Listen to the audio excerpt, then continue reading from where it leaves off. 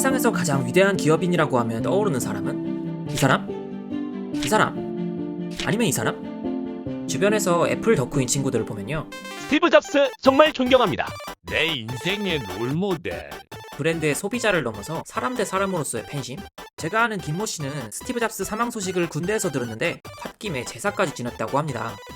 그런 반면에 팀 쿡이야말로 내 인생의 롤모델이지. 이렇게까지 광팬인 사람은 사실 잘 못 본 것 같아요. 사업가적인 수완을 존경하고 높이 평가하는 경우는 봤어도 팀 쿡보다는 잡스가 더 대단한 사람이 아닐까? 라는 생각이 들기도 한데, 팀 쿡이 CEO로 취임한 이래 애플의 주가는 초고속 성장을 하면서 꿈과 희망을 가져다 주었죠. 여기까지 보면 누가 더 훌륭한 CEO라고 할 수 있을까요? 똑같은 회사에 똑같은 직책의 두 사람, 사람들의 태도가 갈리는 이유는 뭘까요?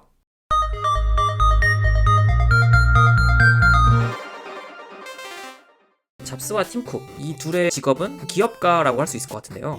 일단 어떤 직업을 평가하려면 그 직업의 메인 스킬을 알아야겠죠. 의사라면 치료 스킬이 뛰어나고 뭐 그런 거 있잖아요. 근데 위대한 의료인으로 이름을 남긴 사람들을 보면 그냥 단지 힐을 잘해서일까요? 직업적인 스킬과는 별개로 업의 본질을 담은 정신을 투철하게 실천한 사람들, 히포크라테스, 슈바이처 이런 사람들을 보면 스킬만큼이나 업에 대한 태도나 덕목 역시 굉장히 중요한 것 같아요. 그렇다면 기업가라는 직업도 뭔가 정신이라는 게 필요하지 않을까요? 기업가 정신. 이름 너무 대충 지은 거 아니냐고요? 근데 이게 사실 꽤 유서 깊은 단어거든요. 첫 번째 글자인 기, 사람인 발자국 지로 이루어진 글자입니다. 발뒤꿈치를 들고 멀리 내다보는 모습에서 유래했다고 합니다. 보통 이제 높은 물체에 가려져서 앞에 시야가 막 보이지 않을 때, 근데 까치발을 들면서까지 막 이렇게 내다보려고 하는 거는 당연히 어떤 꿈꾸기가 있겠죠. 그래서 새로운 일을 기획한다는 뜻을 가진 기획도 이 한자에서 나왔고요. 이 기라는 한자에 일을 뜻하는 업을 붙여서 만든 단어가 기업. 1900년도에도 용례가 나올 정도입니다. 번역가가 누구인지는 잘 알 수 없는데 원본 단어 엔터프라이즈의 의미를 잘 담아낸 세심한 번역이 아닌가 싶습니다.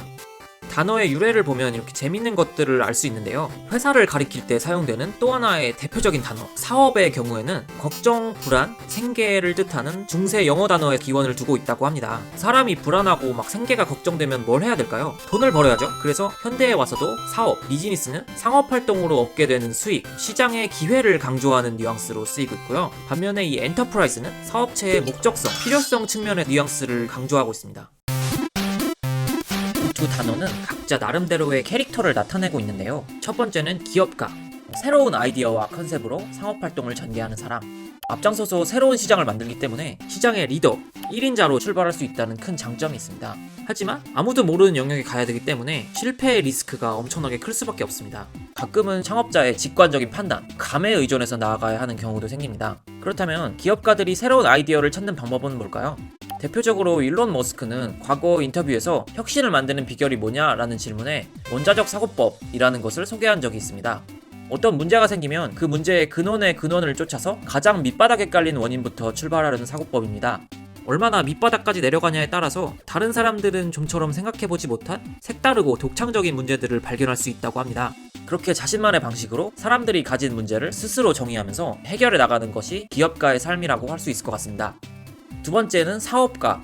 기성시장의 고객에게 제품과 서비스를 제공하면서 상업활동을 전개하는 사람입니다. 앞서 말한 기업가가 개척한 시장에 빠르게 올라타서 거기서 자기의 자리를 창출하는 것을 최우선 과제로 삼습니다. 시장의 리더가 이미 어느 정도 검증을 해놓았기 때문에 상대적으로 리스크는 낮고, 여기서 필요한 거는 기성시장을 더 잘게 쪼개서 분석을 하고 자신에게 주어진 조건에서 가장 큰 기회는 어디에 있을지 전략적이고 계산적인 판단을 할 수 있어야 합니다. 이런 판단을 잘 하기 위해서는 개개인의 취향이 나 사고, 가치관 이런 거에 얽매이지 않는 거시적인 시야가 필요하고요. 이성적이고 냉철한 판단력을 지녀야 합니다. 장점은 상대적으로 리스크는 낮고 이익을 얻을 가능성도 높습니다. 단점이라면 새로운 시장을 주목하는 사람이 나만 있는 게 아니라는 거겠죠. 쫓아가는 사람들끼리의 치열한 경쟁에서 승리해야만 이 네임드가 될 수 있는 거라고 할 수 있겠네요. 아니 그래서 둘 중에 누가 더 훌륭하냐고요? 미안하다, 이거 보여주려고 어그로. 해마다 사람들을 놀래켰던 신제품 발표회, 날카로운 명언들, 독보적인 캐릭터성. 그렇게 애플의 크리에이티브 그 자체로 이름을 남긴 스티브 잡스.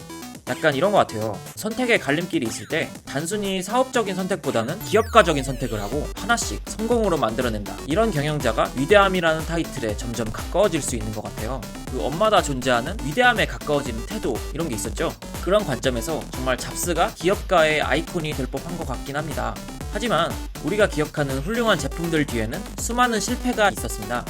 이 때문에 회사가 굉장히 먼 길을 돌아가야 했던 적도 많았습니다. 그렇다면 팀 쿡은 어떨까요? 애플의 CEO가 된 게 2011년도부터인데요. WWDC에서 발표되는 제품들이 그다지 기대가 안 된다는 평가가 점점 많아졌잖아요. 이런 논란이 제일 심했던 2010년대 중반쯤에는 포브스 이런 데서도 애플은 이제 미국판 삼성이 됐다라고 막 지적하고 막 이랬던 기억이 나네요. 하지만 팩트는 10년간 애플은 세계 시총 1, 2위를 다투는 굴지의 기업이 되었다는 점. 그렇게 쌓은 자본력을 바탕으로 반도체 시장에 새로운 판도를 열었습니다.